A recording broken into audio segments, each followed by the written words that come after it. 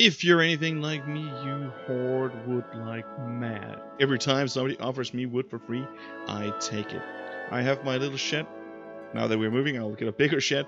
But we have a little shed with my wood that I'm drying. It needs to stay there for quite a while, but you can dry your wood in an easy way. Basically, what I do is I boil my wood in saturated salt water. So that is a brine solution, just like you would use in your kitchen for preserving food. Put it in brine, boil it. You leave it in the salty water for 3 days. You take it out and you leave it drying for about 2 to 3 weeks. And you can follow it along by measuring the weight. So as you'll see in the video, the weight of the wood will increase as you boil it in the salt water, and then it'll decrease to below the weight before. So enjoy this little video. The wood I'm working on here is apricot. I cut down a 50-year apricot tree a year ago and the wood is still wet, but I really wanted to try and work in this apricot wood. And as you'll see, the result is quite amazing. So enjoy the video and have an amazing day.